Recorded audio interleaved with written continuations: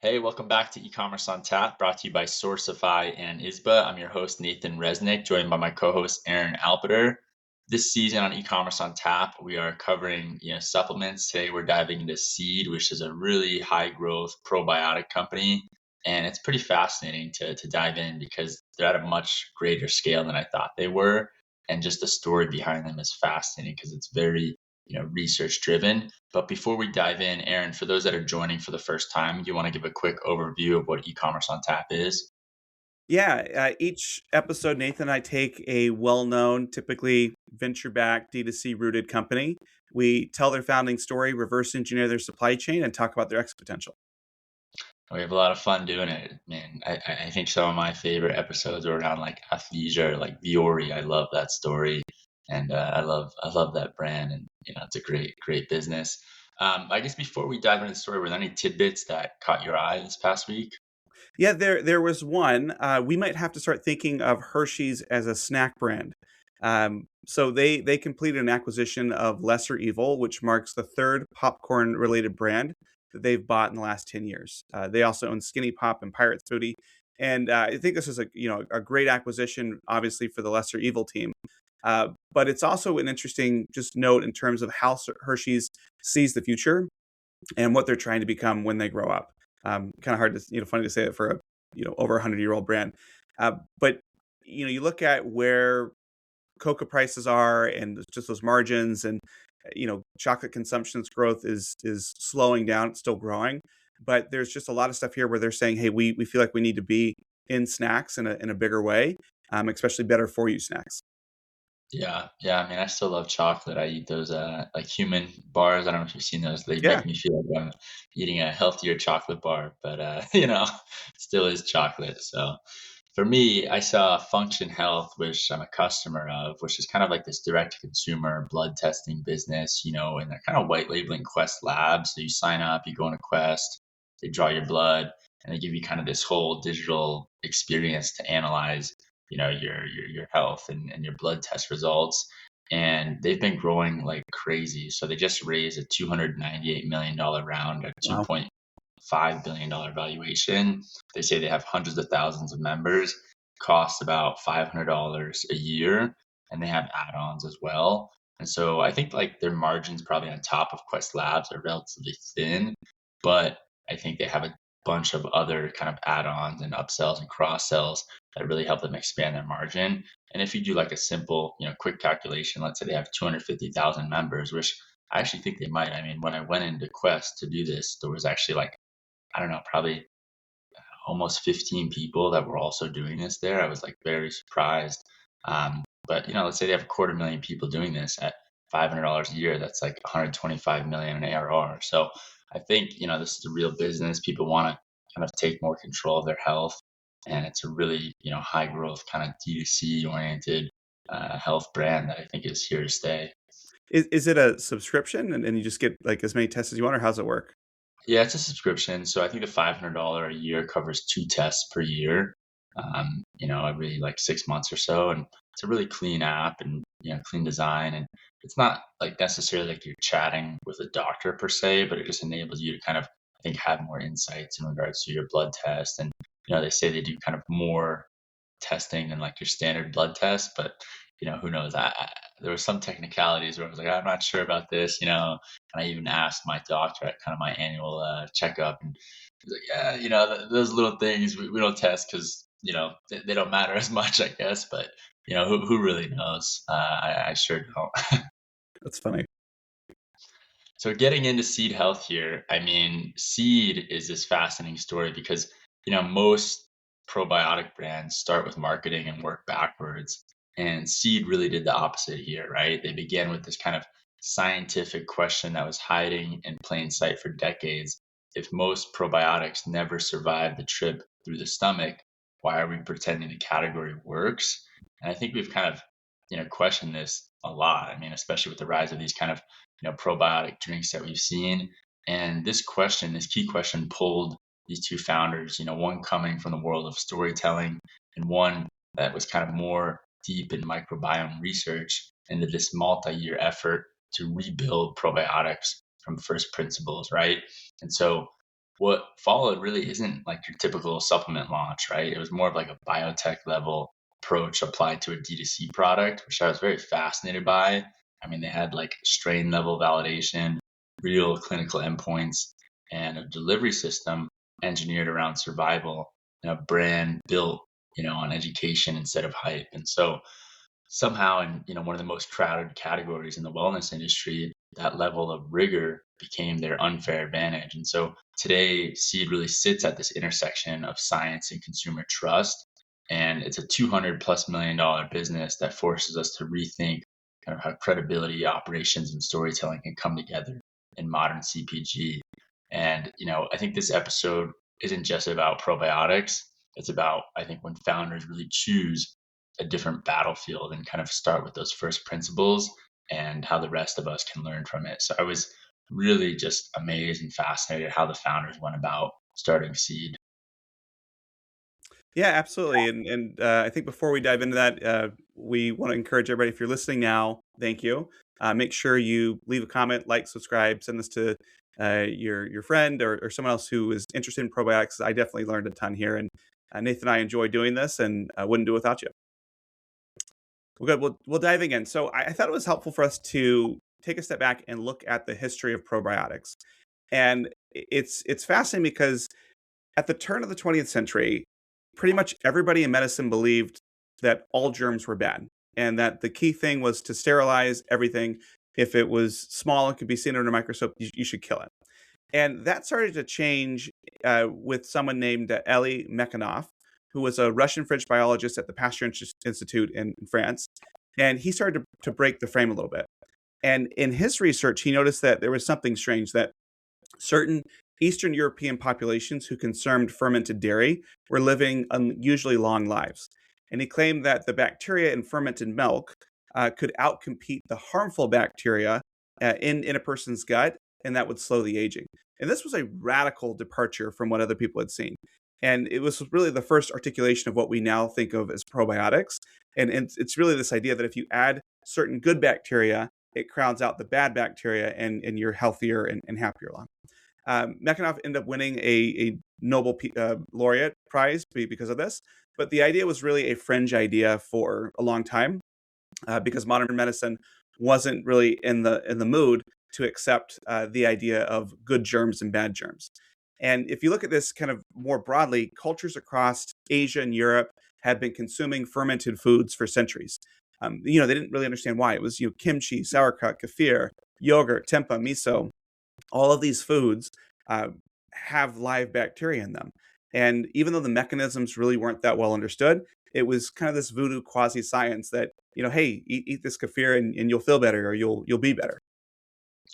Yeah, it's a really interesting idea, right? Because it's almost like science couldn't explain what grandmothers have been telling people for centuries. It's like, when did this change, right?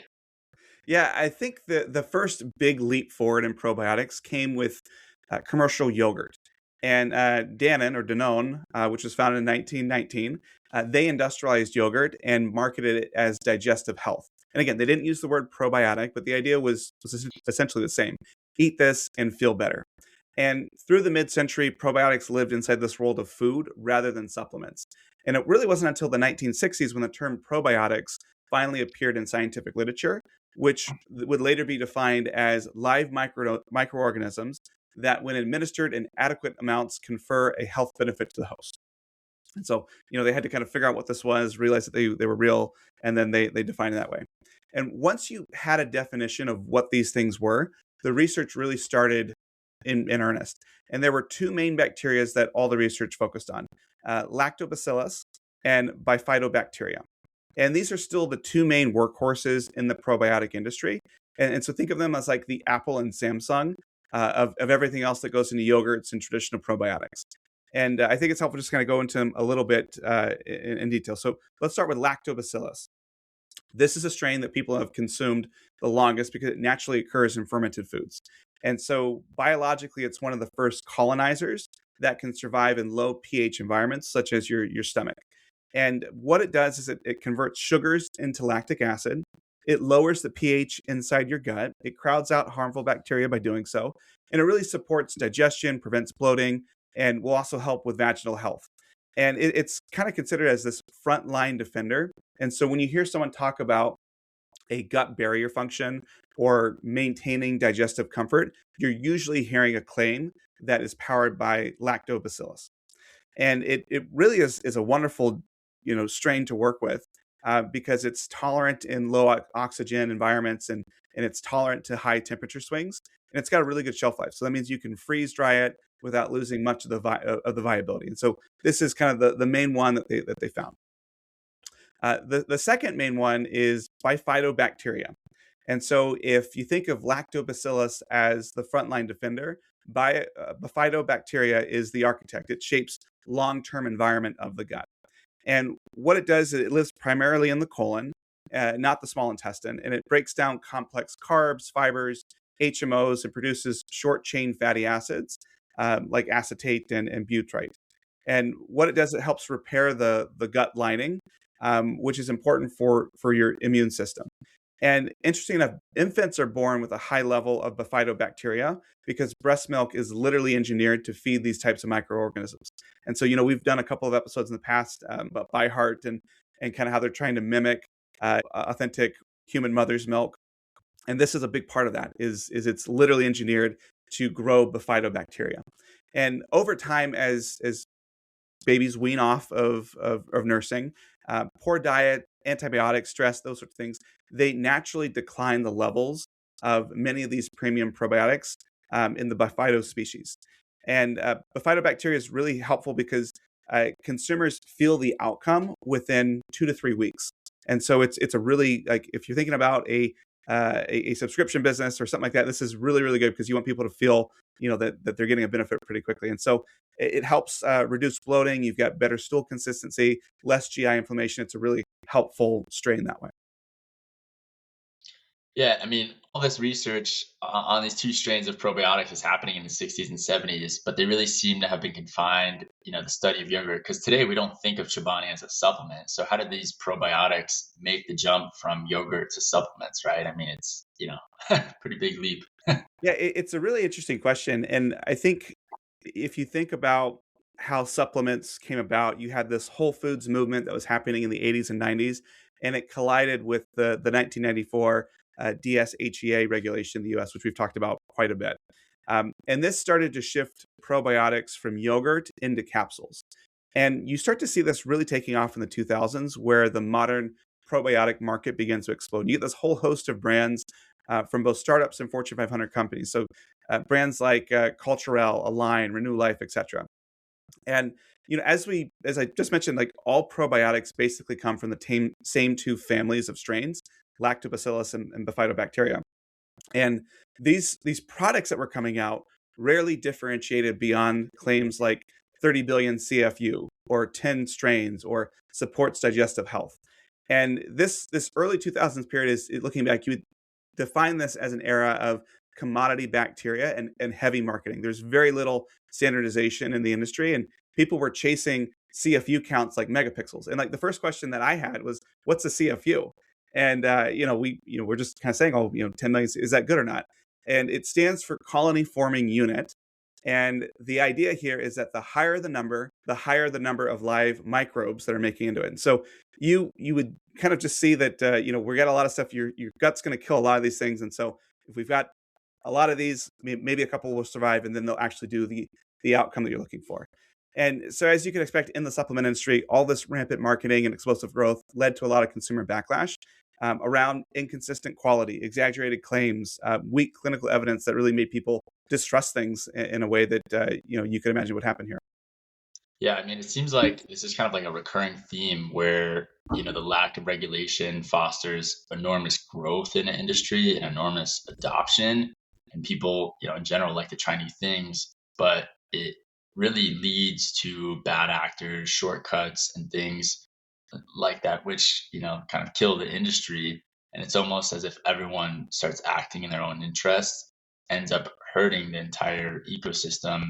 And so I think today, I think that probiotics are definitely more widely accepted compared to what it was in the past. I mean, that's what it seems to me. But what is it? What does kind of the facts say? Yeah, you're right. I think they are more widely accepted. Really, the change starts in the mid 2000s with genomic sequencing, and then when it really gets cheap. And so, starting in 2007, NIH launches the Human Microbe Project, and for the first time, scientists begin to map out microbial colonies across the human body. And this was like the major unlock that science had been waiting for 30 or 40 years. Some key steps that were unlocked with these discoveries was just the realization that gut bacteria did so much more than preventing bloating.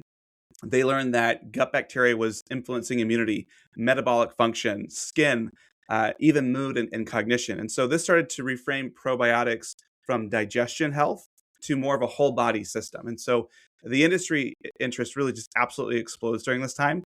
And you've got hundreds of millions of dollars in R&D going into identify and target specific strains and wanting to make strain specific claims. You focused on like a multi-kingdom focus. So that's the difference between bacteria and fungi, as well as delivery systems. So how do you get these microbes into your body? And this is really kind of the backdrop for where the founders of Seed step into, where probiotics is starting to look less like grocery store vitamins and starting to look more like a biotech product. Yeah, I mean, I think we see this pattern playing out more and more in different supplement industries, but more specifically in probiotics, where there's kind of a flurry of activity that comes after a major scientific breakthrough.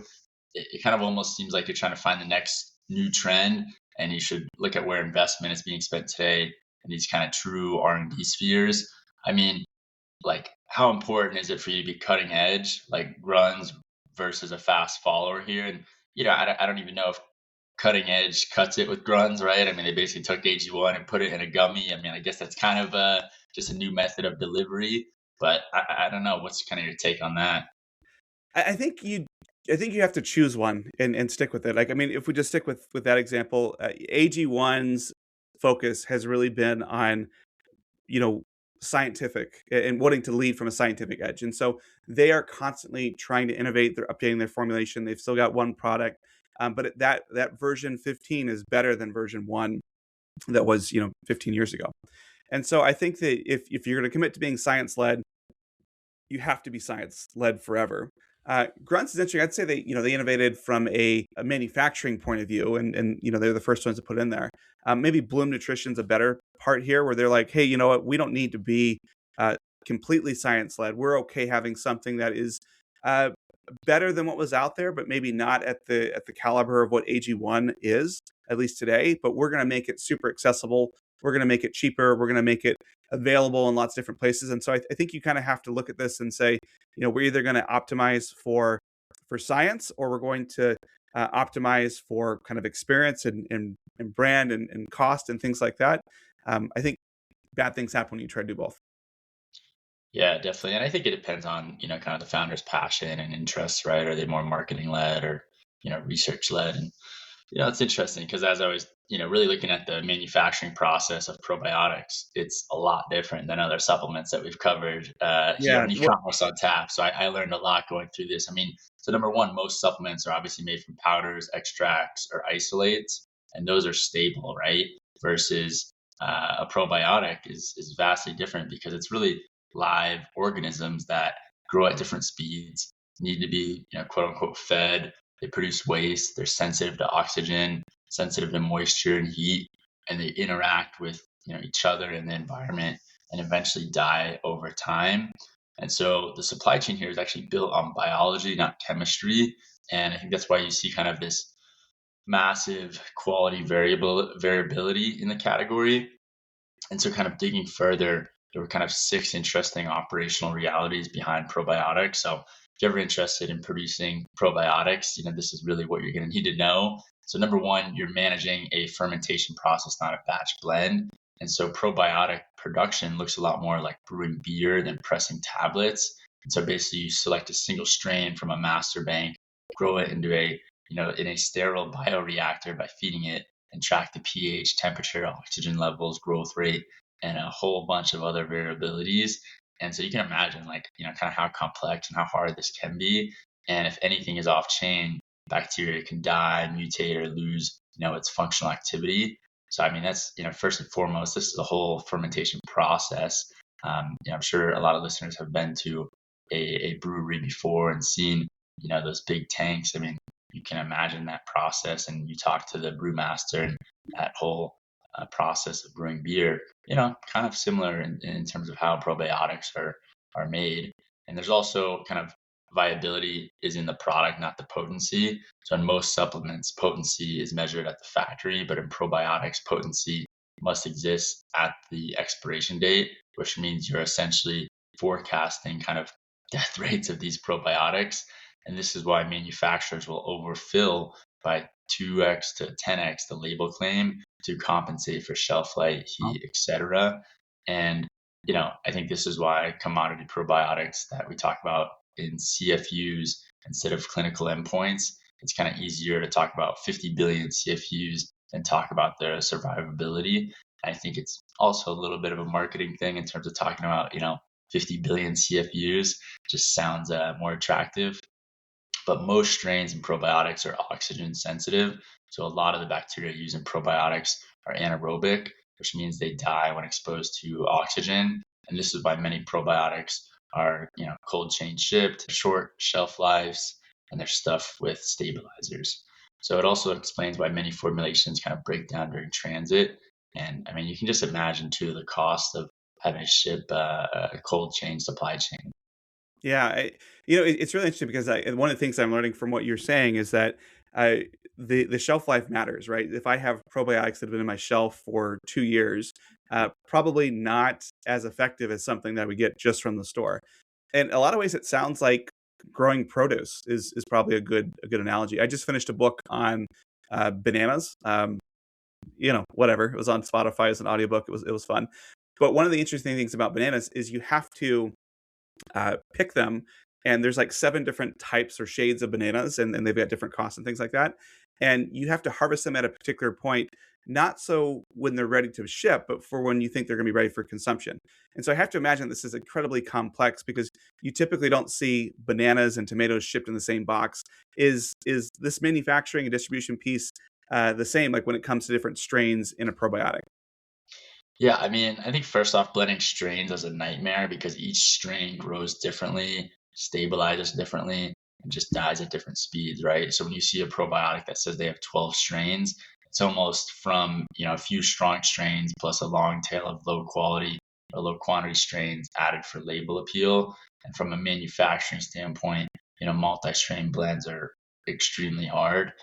And the encapsulation process is actually a choke point. So even if you produce perfect bacteria, you can still destroy them during the drying, milling, compression part of basically packaging this product to be ready to ship. And so this is why probiotics generally do not come in tablets because compression can kill them, or in gummy format unless the strains are extremely hardy. And I think the kind of encapsulation technology matters more here than in any other supplement category. And the other thing that I think all consumers should be aware of is that label claim fraud is rampant because viability is hard to measure and strains are different to kind of differentiate. The category is full of mislabeled strains. So, just if someone's claiming 50 billion CFUs, be mindful of what that actually means. And independent audits of these brands and products, routinely show that like 30 to 50% of probiotics on the market do not actually match their label. So, just beware of what you're buying if you're buying a probiotic. Yeah, that's shocking. 30 to 50% don't match the label. I mean, one of the things that's really interesting is that this is not a commodity product. This isn't, whey protein or creatine or something like that that's been around for a while. It really sounds like producing stable living organisms at scale is unbelievably hard. And I think that most brands end up cutting corners, not because they intend to, but because it just happens, right? Maybe they don't have the controls, the right measuring steps. And what's interesting about this is that Seed leaned into doing completely the opposite. They had much tighter controls. They looked at stricter strain selection, better delivery systems, all sorts of things. So, what do we know about the founders? Yeah, I mean, so Seed was founded by Ara Katz and Raja Dur, and they first met in 2015, and they kind of bonded over the science of microbiomes and the kind of dissatisfaction with the status quo of probiotics. So, they both were pretty into probiotics, just kind of taking a research forward approach. Like in the early 2010s, Ara was on this kind of personal mission to find high quality probiotics and kind of kept coming up short as they say. And so, this personal frustration led her to this microbiome research where she met Raja and they deeply engaged in discussion and with academic advisors on scientific literature around what's going to be kind of the best probiotic here. And so they together shared intellectual skepticism around the sense that commercial probiotics bore little resemblance to the strains, doses, or endpoints described in scientific research. And they really kind of identified these four key issues with the industry. Number one, most probiotics didn't use clinically validated strain-specific organisms, and so they usually use kind of generic species. Problem two, most didn't survive digestion. So imagine you're kind of taking this capsule or taking this probiotic, and it's kind of just like vaporware or something, right? So Ara was shocked to discover that many probiotics die in the stomach and never actually reach the colon, which makes the CFU claims basically meaningless. And then as we said, labels were just misleading all over the board. And the category in general lacked transparency around, dose, clinical endpoints, survivability.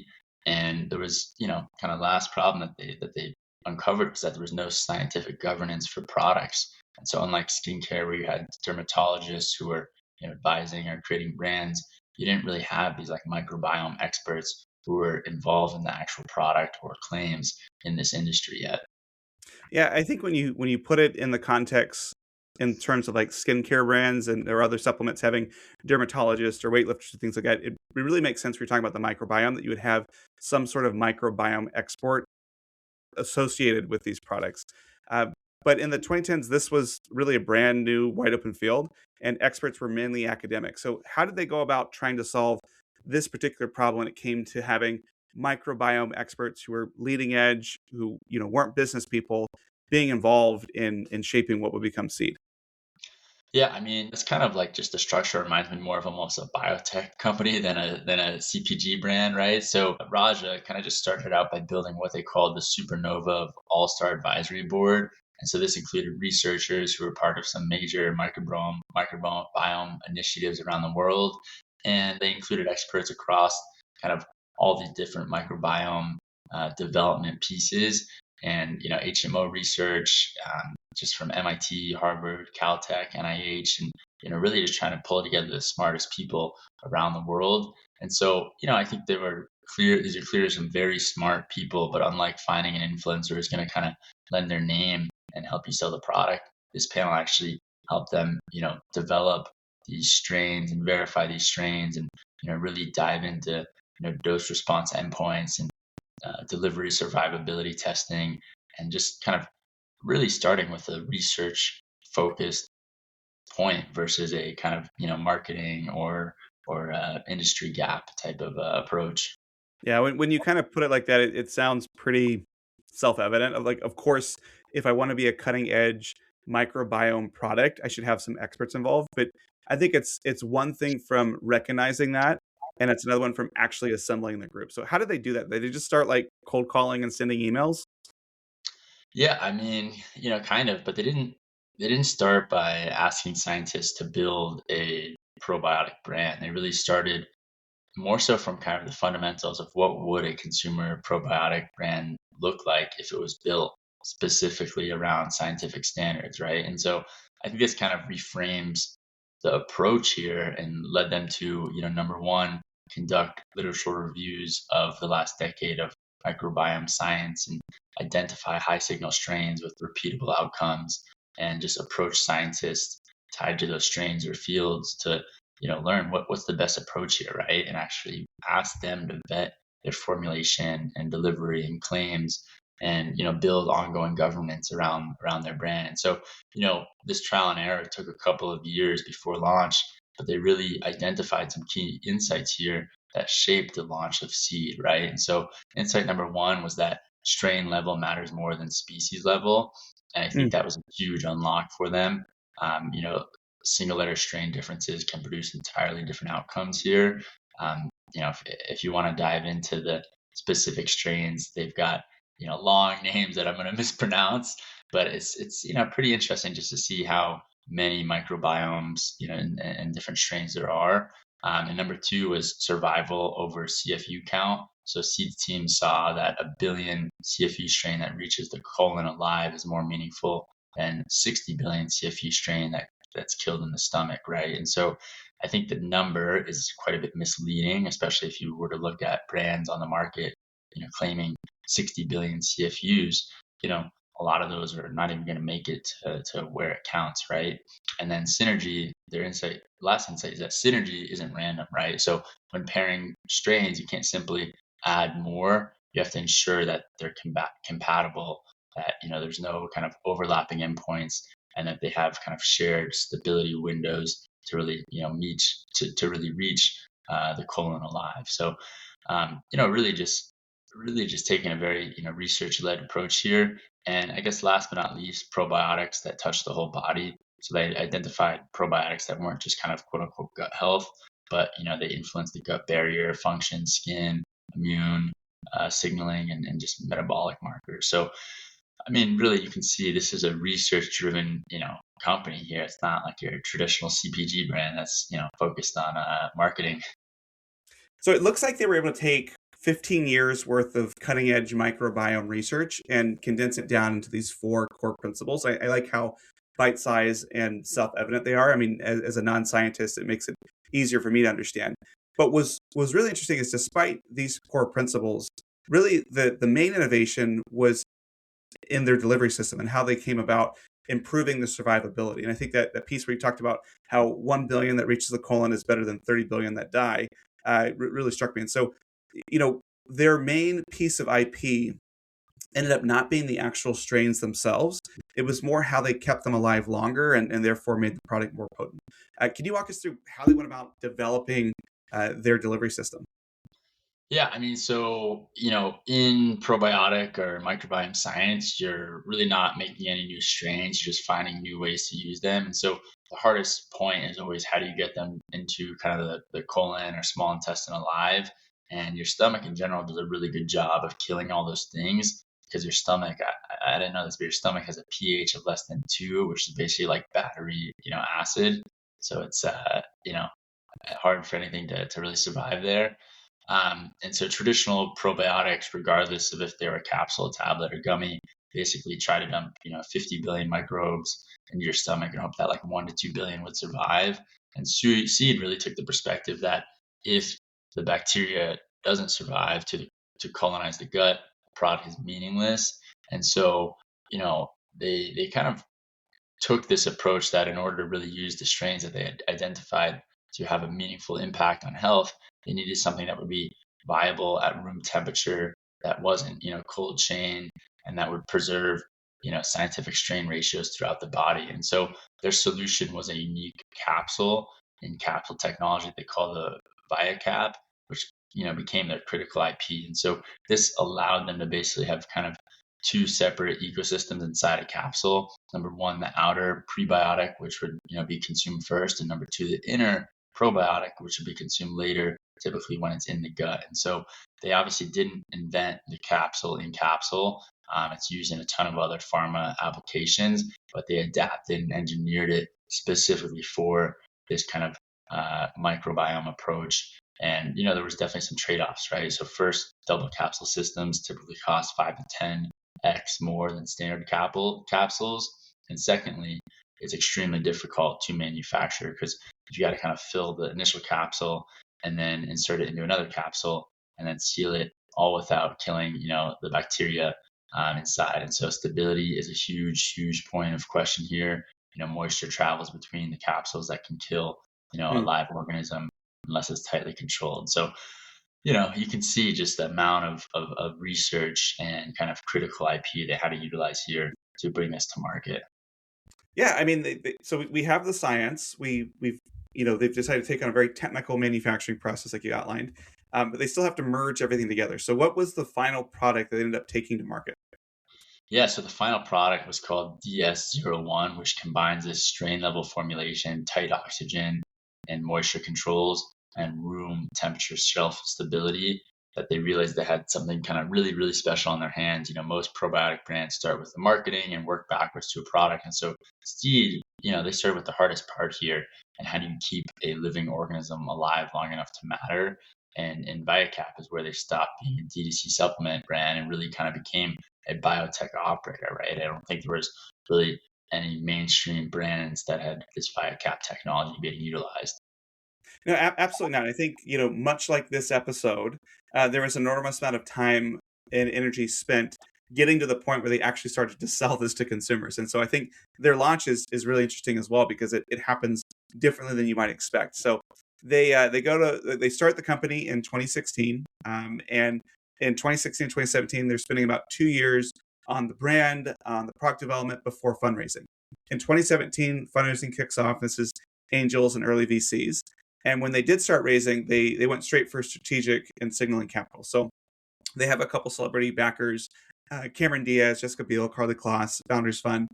So they kind of got this cachet of saying, hey, yeah, we're this new microbiome piece. Like we're going to, own that part of the market in terms of being well regarded by who we took money from. Finally, in 2018, they launched their first commercial product, which was DSO1, the Daily Symbiotic, and it was a seed branded consumer product. They launched direct to consumer on their own site, no retail, and DSO1 was sold via subscription for about $50 a month. And the first order included a reusable glass canister and a travel vial. And so subsequent orders arrived with compostable biofilm refills, and there was like a nice sustainable angle there.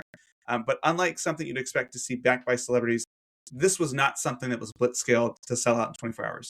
Instead, they took a very highly controlled single SKU premium D2C approach to their acquisition and really diverged from a lot of traditional D2C playbooks. And first and foremost, they leaned in on education-driven D2C work, and so they created a cultured content hub and a side care Q&A where they basically were teaching the public about microbiome science. Again, if you were someone who just knew about probiotics and I like 30 billion CFU versus the 50 billion CFU, and this one says it's got 1 billion CFU. This can be pretty confusing. And so they tried to do everything they could to be a microbiosciences company that happened to have consumer products as an application layer. And so they really focused on strategic messaging and audience engagement and content creation that talked about this microbiome science. And they did something interesting with influencers where I think most brands they think that, more is better and I'll get, the more followers or the more influencers out there to pitch my product, the better. But they took an accountable influence approach, is what they called it. So instead of spray and pray, starting in 2019, they had prospective influencers go through what they called Seed University. And it was a 59-minute course on Instagram stories on microbiome basics. And they wanted people to really understand probiotics and seed science and the FTC disclosure rules. And these creators had to pass an exam before they were even allowed to partner with Seed, which is interesting. I mean, think about putting an extra barrier here for people to say, oh, no, I don't want you to sell my product. And they were honestly encouraged to use the hashtags accountable and hashtags ad to really lean in on this transparency piece. And so instead of paying everyone with a pulse and an affiliate link, they gate kept who could promote them, and they required a scientific literacy. And this really turned the creators that did partner with them into teachers, not just billboards. And so, through this effort, Instagram really became their microbiology classroom. And they talked about how this was their primary top of funnel education channel. And they were able to translate science into accessible language for over 7 million followers. And the pattern was really to teach first, sell second, and then to use design and rigor to justify a premium price point. Yeah, I mean, this definitely seems different than traditional kind of DTC players we look at. I mean, especially the idea of gatekeeping influencers, right? You don't hear that much. And I mean, I kind of wonder, like, do you think more brands should adopt this, right? Because it's a unique approach. Obviously, Seed is more scientific and research driven than probably any other supplement company we've covered this season. But if you look at where Seed was coming from, it seems to make sense for them because you really need to educate the market on why they're different and why they're better, really. Yeah, I think it's interesting. I mean, I think the key principle here is that the influencers that you partner with need to be authentic.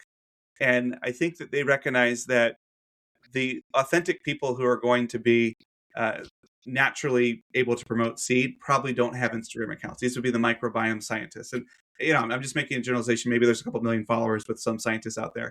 But they felt that in order to have a stable of authentic influencers, they had to educate them. They had to make them have an authentic experience and understand more about the science versus, hey, I take this thing, it makes my stomach feel good, and you should take it too.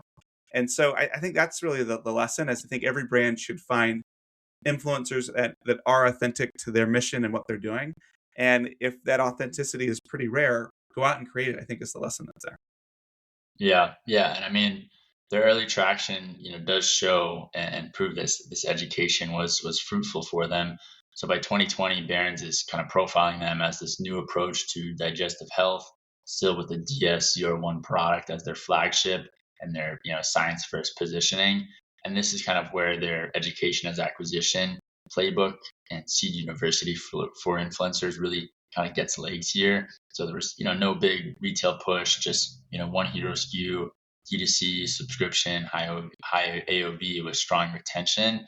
And I think their kind of bigger coming out party was in April 2021 when they announced their $40 million Series A, led by the Craft 3 with Founders Fund, 8VC, and a lot of others in the mix.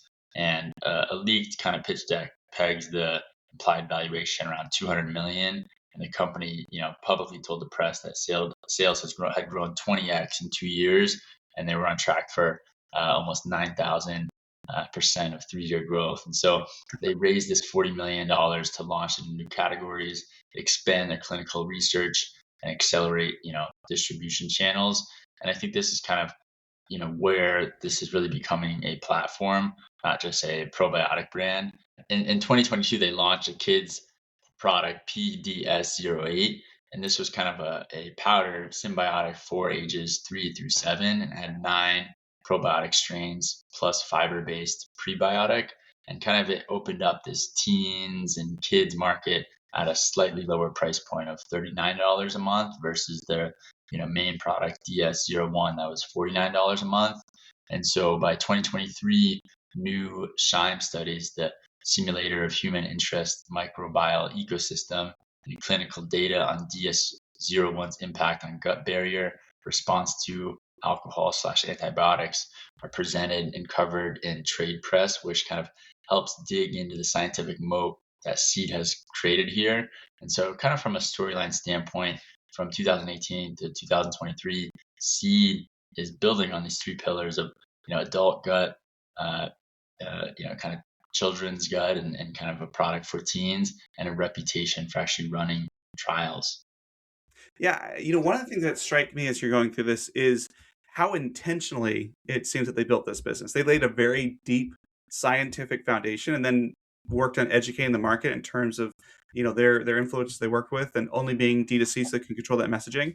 And now they appear to be ready to lean into more channels. When did they start making that change?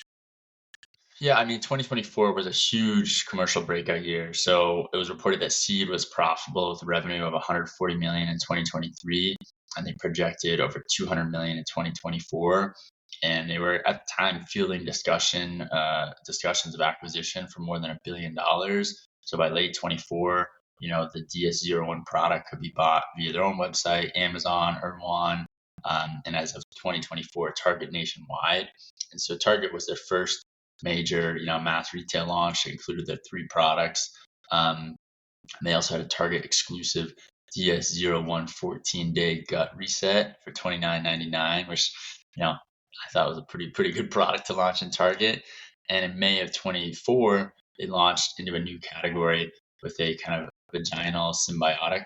And so the VS01 is a tablet with 3 proprietary blends to kind of push participants into an optimal microbiome in 21 days. And so this was a big strategic signal that they're not just around gut health. And then in June 25, their DS01 product and DS0114 gut reset rolls out to all 450 Sprouts stores in 24 states plus Sprouts.com. And then in August, it became a top 10 product in Target's VSM category. And so they beat long-standing brands and ranked them on among Amazon's, top 5 probiotic supplements. So, really they just kind of hit this pretty rapid growth trajectory pretty quickly.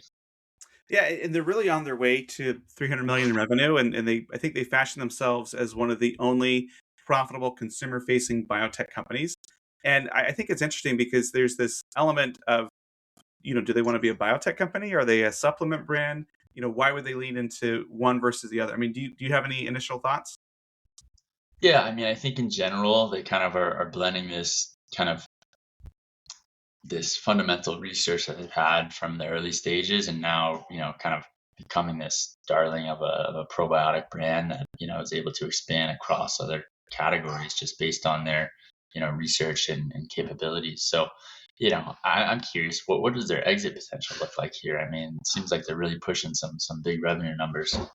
Yeah, I mean, the revenue is certainly there. And I think this question of, am I a biotech company or am I a supplement brand, really comes down to where they want to be from an exit point of view. And the first thing we have to point out is there's massive differences between supplement and biotech valuations.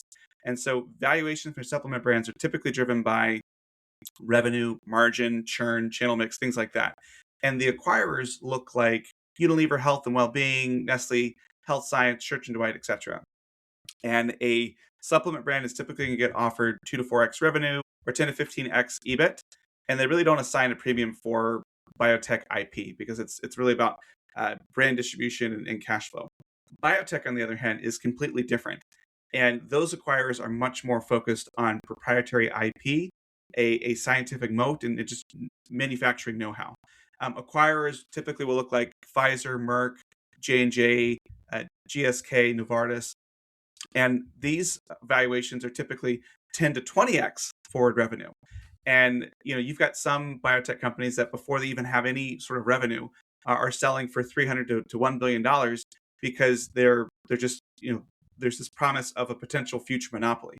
And so with biotech, you really don't need to be profitable. You don't need to have these sorts of things. It's just really the acquirer has to believe that your tech is so good that it's gonna be better than anything else out there, and you're the only thing that they can go for. Seed's really interesting because they're fundamentally a hybrid. It's a profitable consumer business that sits on a scientific chassis. And so, really, who the acquirer is has an enormous impact on how they're perceived. And so, a buyer who sees them as a supplement brand is probably willing to pay $400 to $800 million on 200 million of revenue, whereas a buyer who sees them as a biotech platform is likely to pay $1 to $2 billion on that same 200 of ARR. Yeah, I mean, it seems like there's a billion or so reasons why they'd prefer to be seen as a biotech company here versus a supplement company. I mean, how do you think these acquirers will actually view them when they go to market? I think it's a good question. I mean, on the one hand, they do a lot of clinical trials and they have a proprietary delivery technology, and they've done a lot with specific strain selection. And so they're doing a lot of things that a biotech company would do. However, are these things truly proprietary? Is it a future monopoly potential, or is it something that a really well capitalized challenger could do themselves? And given how quickly microbiome space is changing, could they be outflanked in the future by new strains or new uses for strains as the science unfolds? Yeah, I mean, I think including them in our supplement season is probably not doing them any favors. So, Aaron and I are both going to order a bunch of seed probiotics after this. But regardless of how acquirers value them, they represent, definitely this powerful example of how far you can push science and, kind of see where a category is heading. I mean, it's just been fascinating for me to kind of see this playbook and understand like, hey, if you take a research first approach, there's even more viability to go to market here. I mean, what have been some of your, interesting takeaways this episode? I think there's a couple. The first one I'd point to is that category creation is much better than category competition if you can do it. And so, Seed has won in one of the most crowded supplement categories by redefining the rules. They didn't try to compete on CFUs, flavors, or influencers. They really reframed probiotics as a scientifically engineered, clinically validated, survivability driven product. And everybody else is now trying to react to that. They've changed the game. I think the second piece is that scientific rigor really has a compounding effect. And Seeds Mode really wasn't to be a big marketing engine. It was all science. It was all of these clinical trials, the strain level specificity, the main factory controls, all of these delivery technology influences they made, and they used that to justify their pricing power. And they were able to tap into things that most D2C brands never reach. And so I think the key takeaway for me is if you want to be a science-led brand, you have to operationalize and internalize the science that allows you to be that. What about you? Yeah, I mean, I think number one, subscription is not dead, right? It's a privilege, not a tactic. I think retention is built and earned through outcomes, and consumers really only stay subscribed with a product that's worth coming back to, right? And so Seed built the subscription around a product that actually works and has clinical research here. And so I think that's a very clear takeaway in terms of understanding, like, hey, retention can stem from actual outcomes. And I think number two, your story determines your valuation, right? I mean, supplements obviously trade at a lower multiple than biotech platforms, but Seed has engineered every part of its business to kind of be a bit of both, right? So we'll see what their outcome looks like. But I think if you would ask them, it's probably unclear if they were building a consumer business or a biotech business, but they are certainly laying this foundation of having conversations as if they are a biotech company, which would definitely have a bigger impact on their exit. So, I mean, I thought this story and just Seed is just an incredible company. I mean, I think it's one of the kind of most research driven kind of CPG brands that I've ever heard of, and it's been pretty incredible to cover and research. Yeah, the intentionality that they've done is interesting because I think a lot of times, when we do these episodes, we'll profile the really interesting marketing plays that they did or, the growth hacks that they had there. And these guys were just very deliberate. And really the story of Seed is the story of the science of microbiome and how they went through and said, okay, let's actually fix the problem versus, figuring out what we can sell. And I think that's just been a great takeaway. Totally. Well, thank you everyone for listening in to this episode of E-commerce on Tap, brought to you by Sourcify and ISBA.